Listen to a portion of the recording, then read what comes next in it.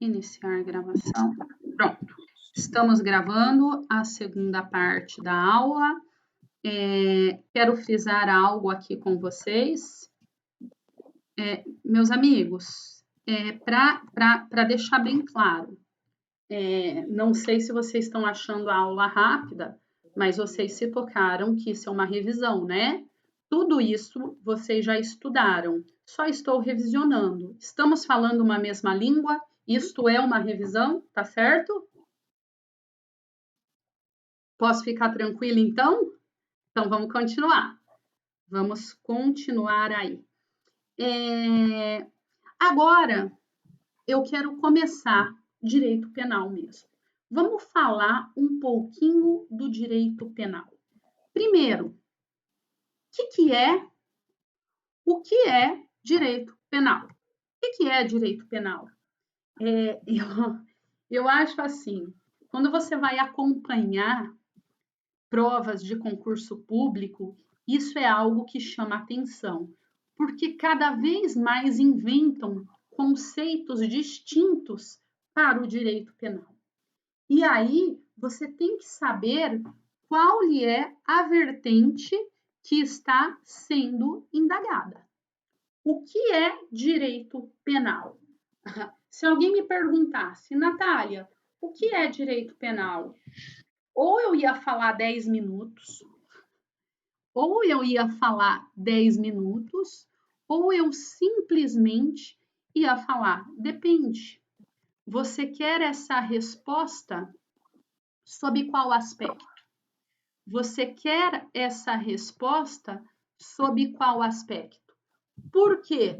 Porque eu posso te responder isto sobre a vertente do aspecto formal, do aspecto sociológico, do aspecto material, e não está no meu slide, mas ainda também do aspecto analítico. Então vamos lá, gente. O que é direito penal? Vamos lembrar. Sob o aspecto formal, é o conjunto de normas que visa regulamentar relações entre indivíduos, qualificando determinados comportamentos como infração penal. Ponto. É um conjunto de normas que, na intenção de regulamentar as relações sociais, simplesmente qualificou alguns comportamentos como infrações penais. Ponto. Formalidade. Nesta seara, o direito penal é a violação à norma, é a violação à lei. Simples. Uma formalidade. Violou o que está na lei, direito penal é o conceito. Ponto. Sim, são as normas estabelecidas para regulamentar comportamentos humanos, qualificando infração penal. Resolvido. Violou a lei, é crime. Aspecto formal e sozinho, desacompanhado, totalmente raso, superficial. O aspecto sociológico é um instrumento de controle social de comportamento humano. Por quê? Como você combate a infração penal? Simples. Você joga lá o direito penal, que é a última ratio, é a medida extrema. Quando todos os ramos do direito fracassarem, o direito penal erguerá sua espada. Isto é a última ratio. Por quê, professor? Eu não entendo por que é o último. Porque o direito penal ele é o last, o último guerreiro. Quando todo mundo fracassa, é ele que ergue a sua espada e fala, deixa que eu resolvo. Mas por quê? Porque ele dá a pena, galera. Porque ele coloca ali um direito indisponível extremo. Quando você tem uma dívida civil, beleza, é dinheiro. Assim, o administrativo você até resolve. Agora, o direito penal, não. O direito penal, quando ele vai, a espada dele é para matar. Por quê? Porque vai com pena, privação de liberdade. Tudo bem? Entenderam? Então, o aspecto sociológico é instrumento de controle social para disciplina social. Ponto. A harmonia dos membros do grupo. Ora, não podemos comparar uma dívida com um homicídio. Não podemos comparar um dano moral com um estupro. Entenderam? Tem uma diferença aí um pouquinho básica, né? Pois bem, e o aspecto material? O aspecto material é o seguinte: não basta violar a norma para que o direito penal erga a sua espada e te dê uma pena. Não basta violar a norma. O comportamento, ele tem que ser danoso ao organismo social, afetando o bem jurídico, certo? Eu dou esta aula, quando dou pessoalmente, eu pego um fio de cabelo de um aluno, arranco e falo: cara, acabei de lesionar a sua integridade corporal. Arranquei um fio do teu cabelo. Arranquei. Lesão corporal. Violei a tua integridade física. Agora, vou responder por lesão corporal? Porque efetivamente não houve um dano à sua integridade física. Eu violei a norma aqui. Ponto. Mas eu não dei uma porrada no teu bem jurídico propriamente dito. Este comportamento, a minha conduta, ela foi insignificante. Então, vejam, além da violação à norma, conceito defendido por Jacobs, há que se ter a violação a bem jurídico tutelado, porque se for raso, exemplo, outra coisa que eu faço em sala de aula, o aluno está lá, eu pego a tampa da caneta dele de bic e quebro, ou como um chiclete. Nossa, e meu patrimônio? Sim, eu te causei um dano, mas ele é insignificante, então não incide o direito penal sob aspecto material. Pois bem, aí nós temos o seu conceito material, que é a violação de bens jurídicos danosos, causando uma efetiva lesão ao organismo social. Ponto. E aqui, quem defende isso? Klaus Roxin. Klaus Roxin. Então, lembre, direito penal formal e Jacobs, direito penal formal e Jacobs, direito penal material, Roxin. São dois conceitos antagônicos, mas que se completam na prática, certo? Um não vive sem o outro. Você precisa da ordem formal, da lei formal, a legalidade, mas para que haja crime, você precisa da violação ao bem jurídico tutelado. Um não vive sem o outro, tá bom? Mas agora, eu falei 3 conceitos para vocês, mas eu indago. Está faltando um que é, na minha opinião, o mais importante. Alguém pode me falar qual é o que falta?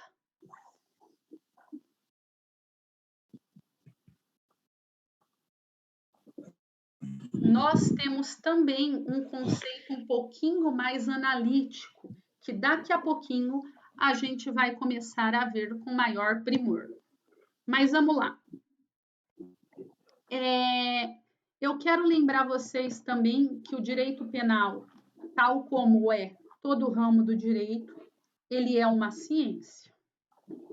Sim, mas esta ciência, ela não existe sozinha. O direito penal se relaciona com 2 ciências relacionadas. A primeira delas é a política criminal. E aí, nós não podemos confundir direito penal, política criminal e criminologia. Acredito eu que semestre passado vocês estudaram criminologia? Sim? Viram um pouquinho? Sim. Viram? Vocês devem saber mais criminologia do que eu. Mas vamos lá. Primeiro, o que é a política criminal? ela anda ao lado do direito penal, sem dúvida. Ela está ao lado do direito penal. Mas ela é uma ciência que ela critica o direito penal. Gente, pela ordem. No direito, quando a gente fala em crítica, em criticar, nós não estamos fazendo com o que sua mãe faz. Ah, minha mãe fica me criticando, meu chefe fica me criticando. A crítica no direito, ela tem aquele sentido mais puro, que ela pode ser positiva ou negativa. A política criminal, ela é uma ciência crítica permanente do sistema penal, que visa melhorar as normas em abstrato e a aplicação das normas no caso concreto. A política criminal é o que ela faz assim, ela quer sempre melhorar o direito penal. Então, ela expõe os defeitos, sugere reformas e aperfeiçoamento e estimula a criação de novos institutos. Por exemplo, a delação premiada nem sempre existiu. Crime de organização criminosa nem sempre existiu. Lavagem de capital nem sempre existiu. Nós temos lá a política criminal como essa ciência crítica que estimula novos institutos, sugere reformas e aperfeiçoamentos. Exemplo, adultério não é mais crime. Por quê? Porque considerou-se que ele trata de um bem jurídico, mas que não necessita de pena propriamente dita. E todos os ramos ali, perdão, e todos os defeitos, a política criminal está lá para criticar, visar aperfeiçoar e reformar o direito penal. Está ao lado do direito penal. Mas não vamos confundir, porque nós também temos uma outra ciência que caminha ao lado, as três irmãzinhas, o direito penal no meio e as suas duas irmãzinhas lhe guiando. Por outro lado, a criminologia já não é uma ciência crítica, é uma ciência interdisciplinar que lida com sociologia, que lida com filosofia, com vitimologia, dentre outras. Então, é empírica, uma forma de observação e observa outras ciências para verificar, gente, o que é infração penal como fenômeno social? Como que nós podemos explicar a infração penal como um fenômeno social? É voltado à pobreza, é voltado ao ser humano por si só, é índole, é criação. Esta discussão, repito, isto não é direito penal, isto não é lei. Nós não estamos falando de ordem jurídica posta. Isto é criminologia. É uma ciência de observação e interdisciplinar. Ela se relaciona a várias outras ciências e ela está lá explicando esse fenômeno social, certo? E aí nós também vamos ver, gente, mas e qual é o enfoque do autor de um delito? Por que ele escolhe determinada vítima? Isto é criminologia.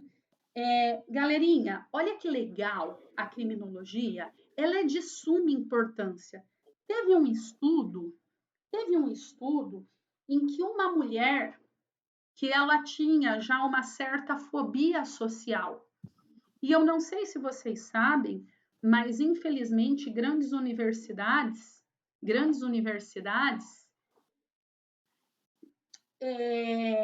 existem campos muito grandes e lá dentro ocorrem crimes de estupro, certo? Porque o campus é enorme. Isso já aconteceu na UEL e também na USP. Por ser grande e ter falta ali de policiamento e etc., isso acontece. Já estamos falando de criminologia, o espaço e a falta de policiamento. Hoje agora tem segurança e etc., mas mais antigamente acontecia mais. E olha um estudo que estudou o ambiente e a vítima. Uma mulher que já tinha uma certa fobia social ela foi estuprada na USP em um ano. E no outro ano, ela, a mesma pessoa, foi estuprada de novo na USP. Qual a probabilidade de uma mulher ser estuprada 2 vezes no campus da universidade que ela estuda? Você vai ter que estudar aí o fenômeno social, a postura da vítima, o autor e esses fatos desviantes. A conclusão, óbvio, a USP fez um estudo sobre o assunto e concluiu. Aproveitando-se do local grande, essa mulher, ela sempre era uma das últimas a sair da sala, porque ela não gostava de aglomeração. E aí, ficando para trás, ela era alvo de estupro. Foi estuprada uma vez. Depois, a fobia social dela se multiplicou. E aí, ela propositadamente, com medo, começou a ficar para trás. E ficando para trás, ela se tornou novamente um alvo mais fácil ainda. Quem respondeu isto sob o viés da vítima e do autor do delito? A criminologia. Descobriu-se que em campos grandes o estuprador busca quem esteja sozinho e vulnerável, e ela, por já ter sido estuprada uma vez, se tornou um alvo mais vulnerável ainda. Ela deveria ter agido, óbvio, eu não estou criticando ela, pelo amor de Deus, né?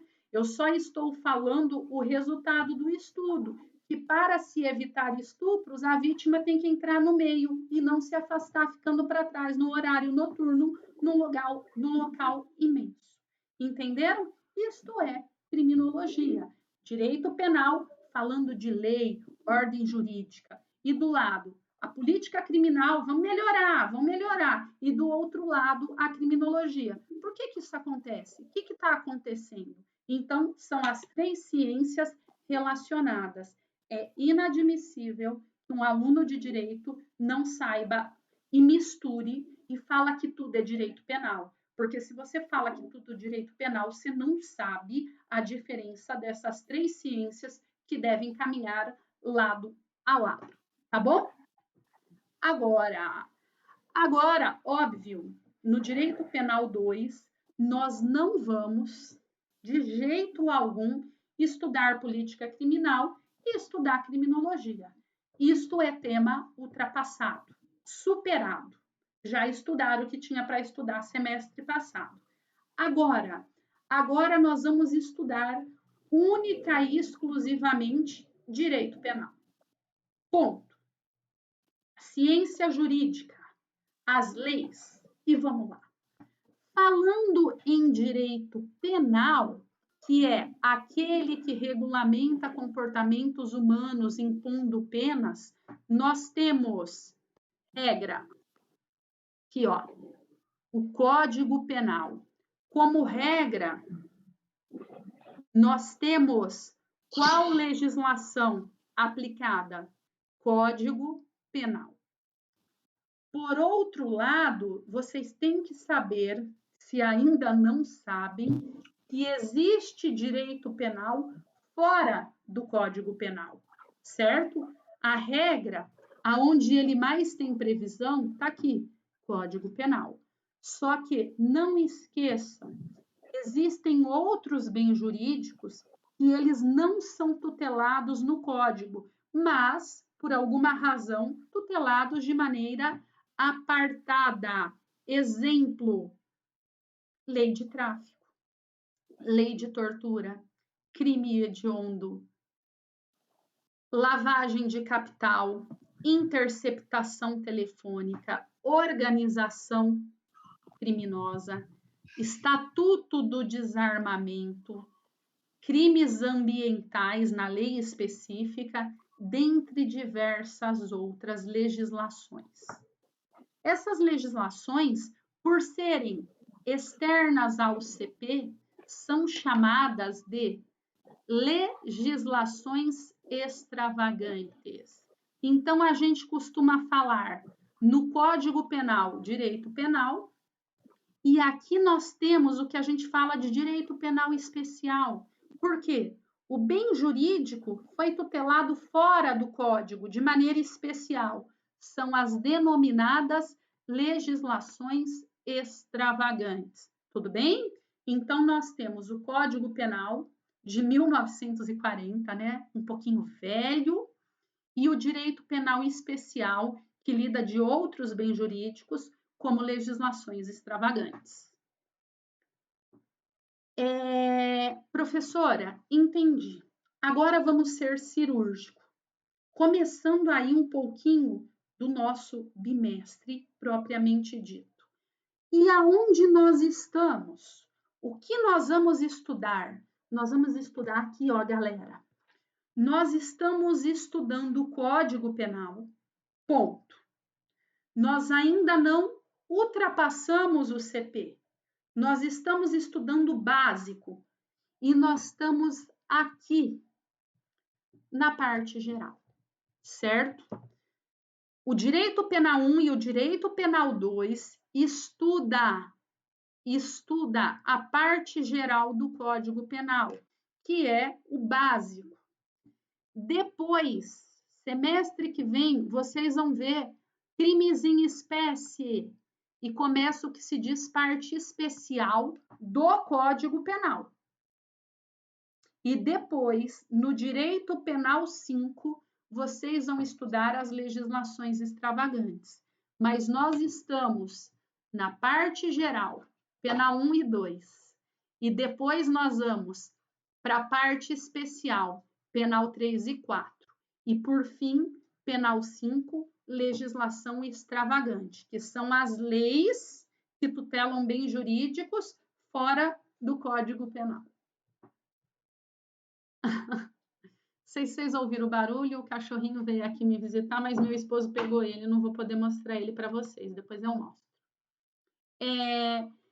Galera, semestre passado, acredito eu, que vocês estudaram toda a parte principiológica do direito penal. Vocês devem ter tratado de princípio da legalidade, que não existe crime sem lei anterior. Concordam? Está logo no artigo 1º do Código Penal. Está lá, escancarado. Não existe crime sem lei anterior que o defina. E também está consagrado na Constituição Federal. No artigo 5º, não há crime sem lei anterior. Ou seja, daqui nós temos, a minha opinião, dois princípios: legalidade e anterioridade. E agora, algo que eu gosto de perguntar. Pois bem, o direito penal, então, é a necessidade de uma lei penal que o defina. A infração penal é simplesmente violar um dispositivo. Exemplo, matar alguém. Nós temos uma lei que está definindo o crime. Então, se eu matar alguém, eu cometi um crime. Lei que o defina. E essa lei tem que ser anterior. E aí, falando em legalidade mesmo. Falando em legalidade, eu indago vocês. Qual é a diferença, então, de uma infração penal para um ilícito civil? Porque, vejam, eu gosto de dar um exemplo que chama o direito de servidão. O direito de servidão é uma norma, na verdade, que está no Código Civil, que fala o seguinte, o Paulo vai falar isso com vocês com propriedade. É uma norma que fala o seguinte, se você comprar a propriedade da frente, você é obrigado a dar passagem para de trás. Senão você vai cometer um ilícito civil. Se você então compra o sítio de trás, o sítio da frente é obrigado a te dar o direito de passagem. Isso chama direito de servidão. Ótimo, mas pergunto, o que diferencia, então, sob aspecto da legalidade, o direito civil, o ilícito civil, da infração penal? Esta é a pergunta. Gente, todo mundo fala da porcaria do princípio da legalidade e se esquece da sua segunda parte, que está lá. O povo lembra, não existe crime sem lei. Nulla crimen nulla poena. Tipo, lindo, mas a diferença é só uma, a segunda parte. E não há pena sem prévia cominação legal.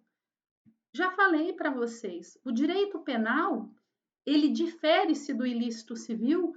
Por quê? Porque você violou o direito de servidão no Código Civil, você vai ter que ser processado, vai ter que dar o direito de passagem, talvez você responda por perdas e danos, por responsabilidade até mesmo num dano moral, mas vejam, você não vai ter pena. Você não vai ter uma pena estabelecida, vai ficar meramente no ramo do direito civil. Agora, na infração penal, você viola ali, ao passo que você tem uma pena, uma privação de liberdade ou medida correlata. Está aí. A legalidade explica a diferença entre um ilícito civil, um ilícito administrativo, em face da infração penal. Tudo bem? Então vejam, está ali. A própria legalidade explica. E olha como o direito é harmonioso. Está ali. A pena é a última ratio, é a medida extrema, em que só o direito penal é legitimado para aplicá-la. Tá bom? Beleza, galera? Temos aí, então, a diferença básica. Continuando, daí nós temos o princípio da anterioridade, aí nós temos, esse aqui é até muito profundo para revisão, adequação social, não há crime em conduta que não afronte o sentimento social de justiça, exemplo, trote acadêmico, tatuagem, entre outras. Por quê? Em que pese haja a infração à norma formal, nos termos de Jacobs, a infração meramente formal não afronta o sentimento de justiça. Um trote acadêmico, eu fiz, feliz da vida, fui pedir dinheiro no semáforo, aqui em Londrina, na Higienópolis, e nunca fui tão feliz na vida em pedir dinheiro para os outros, porque não afronta o sentimento de justiça. Nós temos, e esse eu gosto, a proporcionalidade. Princípio da proporcionalidade no direito penal. Vamos revisar. O princípio da proporcionalidade, ele trata ali da proibição do excesso, de ter um direito penal muito excessivo. Exemplo, uma pena muito alta. E a diferença das penas, furto, crime, subtrair coisa alheia móvel, pena, regra, 1 a 4 anos.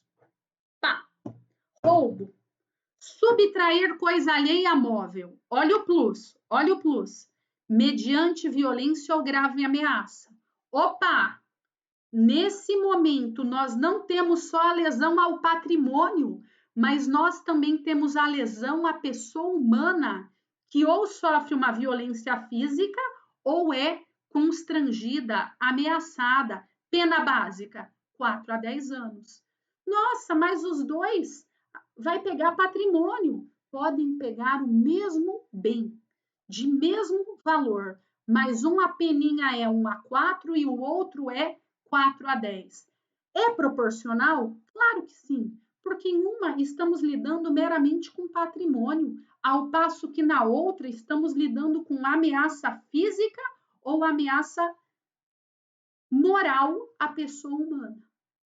Certo? Não é ameaça, né? Perdão, eu errei. Violência física ou violência moral. Está justificado aí a diferença da pena pela proporcionalidade. Vamos para o outro. Lesividade só há crime se houver conduta que lesione ou seja capaz de lesionar bem jurídico. Aí nós não temos crimes em condutas irrisórias ou insignificantes. A responsabilidade penal pelo fato, o que nós devemos punir é a conduta praticada pelo agente, o fato delitivo, mas jamais a pessoa humana. Nós não punimos a pessoa. Eu até brinco, quando eu faço júri, eu sempre explico. O réu tem uma ficha de antecedente que mostra que ele é o filho do Chuck, boneco assassino. É a encarnação do Chuck. O cara é mau, ele é mauzinho. Mas nós não estamos aqui para punir se ele é mau ou se ele é bom. Vamos deixar isso para Deus. Falo isso em júri. Nós estamos aqui para puni-lo pelo fato delitivo praticado e nada mais. Nós temos que olhar o fato. É princípio do direito penal, a responsabilidade pelo fato praticado e não pelo autor. Quem é ele? Isto fica para outro julgamento, que eu acredito que vai ter um julgamento superior. Mas aqui nós vamos analisar única e exclusivamente o fato. Mas e proporcionalmente, professora? Não se preocupe. A pena daquele que é mauzinho e tem várias condenações vai ser diferente do bonzinho. É o reincidente e o primário. É admitido pela proporcionalidade que um seja penado de maior maneira que o outro. Mas vejam, o julgamento é do fato. Não é assim, ele já matou 2, então óbvio ele matou o terceiro. Não, você prova o fato delitivo. Não é porque ele é o Jack estripador que ele cometeu todas as estripadas. Estripar é tirar a tripa, tá? Que ele cometeu todas as estripadas do mundo. Não, nós vamos responsabilizar pela conduta humana praticada, o fato delitivo, e vamos julgar ele inocente ou culpado por isto. Agora, mas ele é ruim, então ele é suscetível à prática de delitos, ele cometeu isso. Não, capaz, capaz. Até porque amanhã. Não, Felipe Xavier, vamos te responder aqui.